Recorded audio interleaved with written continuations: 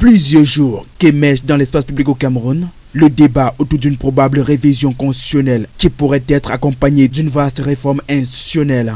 Annoncée à maintes reprises ces dernières décennies sans jamais se concrétiser, la nécessité de la révision de la Constitution, socle de l'organisation politique pour toute nation, est plus que jamais présente et même présente au Cameroun. Pour le professeur Luzon Essomba, constitutionnaliste, notre constitution date désormais de 30 ans. Et vous savez, 30 ans, c'est l'âge de la maturité et l'âge même de la remise en cause constituante. Alors, ce qu'il faut pouvoir indiquer, c'est que, avec la prestation de serment du président de la République nouvellement réélu, il faut pouvoir indiquer que des réformes institutionnelles et normatives s'imposent avec acuité.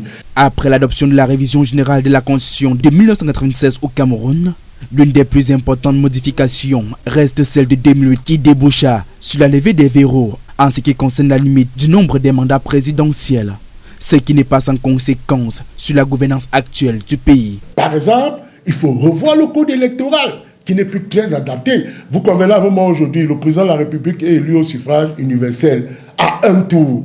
Nous sommes en 2026. Cela reste une hérésie. C'est même inacceptable et même incompréhensible dans un contexte démocratique comme le nôtre. Vous avez toujours cette question où le président de la République, par exemple, toujours au niveau de son statut, est rééligible. Non, dans un contexte de démocratie où l'alternance est considérée comme un pilier fondamental de la démocratie, il faudrait qu'il y ait une limitation de la durée du mandat présidentiel.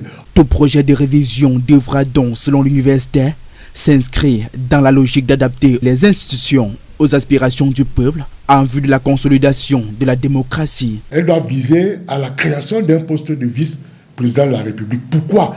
Parce que lorsque nous écumons les dispositions pertinentes de la Constitution, au niveau des mécanismes successoraux liés à la vacance présidentielle, on se rend compte que la seule hypothèse plausible qui peut rassurer les Camerounais pour une vacance à la présidence de la République, pour une véritable succession, c'est la démission.